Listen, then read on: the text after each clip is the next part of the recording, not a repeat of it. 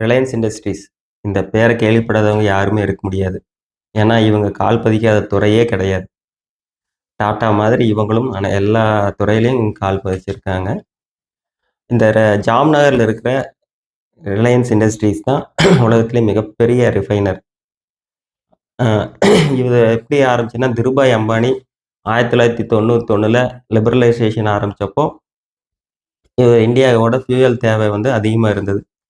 கிட்டத்தட்ட 50,000 கோடிக்கு நம்ம வந்து இறக்குமதி தான் பண்ணிட்டு இருந்தோம். ஸோ, நம்ம அந்த க்ரூட் ஆயில நம்ம இறக்குமதி பண்ணி, நம்ம இங்கேயே ரிஃபைன் பண்றது மூலியமா கிட்டத்தட்ட ப 15,000 கோடி சேமிக்க முடியும்னு அப்போ அவருக்கு ஒரு எண்ணம் தோணுது. ஸோ, அவர் நேரா எங்க போறாருன்னா, சவுதியோட அராம்கோ. அவங்க தான் அப்போ லீடிங் ரிஃபைனர் உலகத்துல. ஸோ, அங்க போய் பார்த்துட்டு, அந்த இதெல்லாம் தெரிஞ்சுக்கிட்டு, ஜாம்நகர்ல வந்து ஆரம்பிக்கிறாரு. ஜாம்நகர்ங்கிறது பார்த்தீங்கன்னா, ஆல்மோஸ்ட் ஒரு பாலைவனம் மாரி தான். அங்க ஏன் ஆரம்பிக்கிறாரு அப்டின்னா, அங்க நிலம் பார்த்தீங்கன்னா, ரூ. 100 தான் பெர் ஏக்கர் அவர் வாங்கும்போது. ஸோ, அங்க வந்து எந்த வேற அடிப்படை கட்டமைப்புகள் எதுவுமே கிடையாது. இவரு தான் போய் ஃபர்ஸ்ட்டு அடிப்படை கட்டமைப்பு எல்லாமே ரோடு போடுறது, அவருக்கு தேவையான மின்சார எல்லாமே அவரு தான் ஆரம்பிக்கிறாரு. எத்தன முதலீடுனா 6,000 கோடி முதலீட்டுல ஆரம்பிக்கிறாரு. அப்போ அந்த ரிலையன்ஸோட சந்தை மதிப்பு பார்த்தீங்கன்னா 500 கோடி தான். அது மாரி 6 மடங்கு ரிஸ்க் எடுத்து அவரு அந்த தொழில ஆரம்பிக்கிறாரு. 96ல இந்த தொழில் ஆரம்பிக்கிறாரு. 3 வருஷத்துல இத முடிக்கணும் அப்படின்னு சொல்லி தான் அவரு இது பண்றாரு. அப்போ எல்லாரும் சிரிக்கிறாங்க. ஏன்னா இந்தியாவுக்கு வந்து அந்த தொழில்நுட்பமே தெரியாது. ரிஃபைனிங் தொழில்நுட்பமே தெரியாது.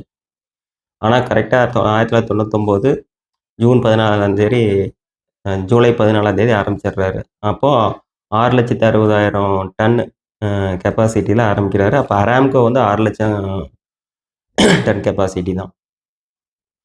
2005ல திருபாய் அம்பானி இறந்துடுறாரு. அதுக்கப்புறம் முகேஷ் அம்பானி அத டேக் ஓவர் பண்றாரு.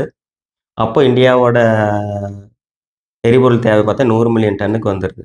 ஸோ 2008லயே வந்து அத வந்து உலகின் மிகப்பெரிய ரிஃபைனரா மாத்திர்றாரு. எவ்வளோன்னா, ஒரு நாளைக்கு 14,00,000 பீப்பாய் எண்ணெயில வந்து அத ரிஃபைன் பண்றாங்க. அதாவது மொத்த உலக தேவைகள்ல 2% அந்த அளவுக்கு பெரிய நிறுவனமா அத மாத்தியிருக்கிறாரு. அங்க வந்து கிட்டத்தட்ட 70,000 பேர் வேலை செய்றாங்க. நாட்டோட ஜிடிபில 3% அதாவது இந்தியால இருக்கிற எல்லா நிறுவனங்களும் சேர்ந்து ரூ. 100 கட்டுறாங்க அப்படின்னா, இதுல ரூ. 3 வந்து இவங்களோடது.